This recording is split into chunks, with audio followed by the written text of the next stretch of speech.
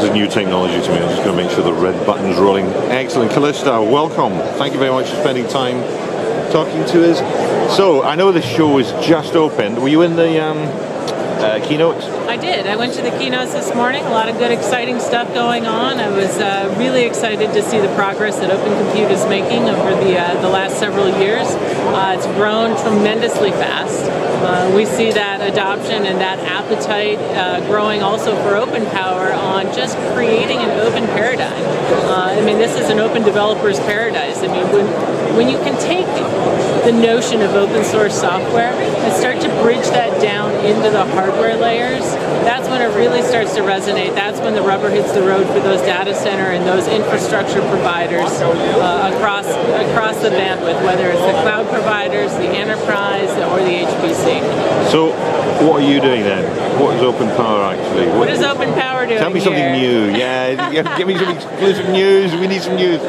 Preparing on stage now, already previewed and already photographed a few times. You will be seeing a OpenPOWER, Open Compute form factor from RISC-based. Right. So they hinted they were going to deliver something in December.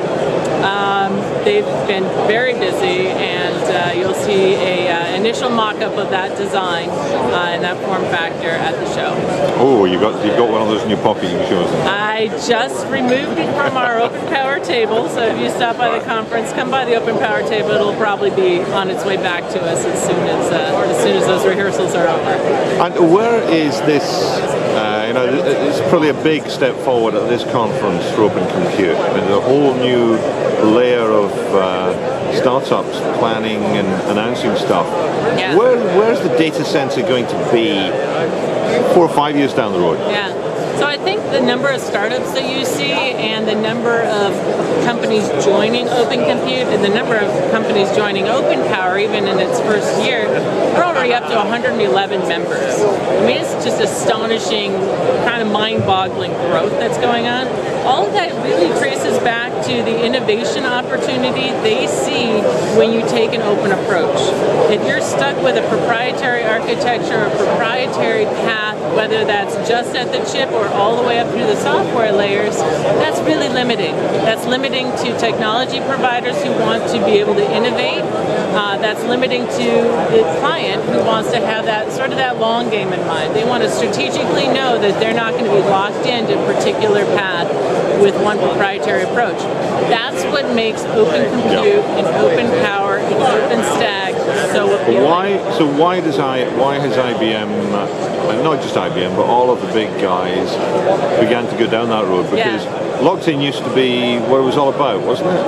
Absolutely, and we know better than anyone how to go from the chip all the way up the stack, through all the layers of hardware. We can do all of it, and we got really good at it. And by George, we've got, a gold-plated IBM power systems, and they will absolutely win the race every time. Powerhouses that are, very compelling performance, also hitting the price performance ratios. But there was a certain set of customers that weren't interested in what we have on the truck. They wanted to build their own. They want an a la carte model. That's an entire spectrum of end users that we weren't serving. So we responded to their demand and said, you want an a la carte option, you want to pick your architecture, you want to pick your memory, pick your acceleration, pick your I/O, build your own form factor, let's make that possible. And we're not going to just throw it over the wall and wish them luck. We've got all that experience and all that expertise. We can go alongside them and make sure they're supported so that they can be successful with those decisions.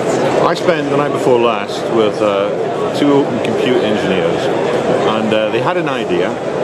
They planned a board, they did the CAD edit, and it was off to the patent office within 24 hours. Yeah. How can you compete against that? Because where do you make your money in that? Because Open Compute, it's really shaped to the bone, isn't it? Next week at the OpenPOWER Summit, you're going to see more than a dozen unveils of different hardware implementations that we are making possible because we are seeding, IBM, other members of the OpenPOWER Foundation are seeding the organization with those reference designs, those starting points. We don't believe anybody should own the entire stack. we also don't believe anyone should need to start with a blank sheet of paper. Why recreate those wheels? Why not start with a running start? Here's your base building blocks. It's kind of open source 101. Let's together build those base building blocks, and then separately or together we can differentiate and extend those designs and extend that thinking and really deepen that performance, that price performance metric. Excellent. Do you have a final message for data center dynamics readers? Man, you gotta come see us at the summit next week. I am on the edge of my seat. I want to tell you everything that we're going to show, but I can't. If you can't show up live, tune into OpenPOWERFoundation.org, find out what all the noise is about, and after the summit, there's going to be a lot posted online, so you'll get to come up to speed really quickly. Calista, thank you very much for your time. You're welcome. Thanks for having us.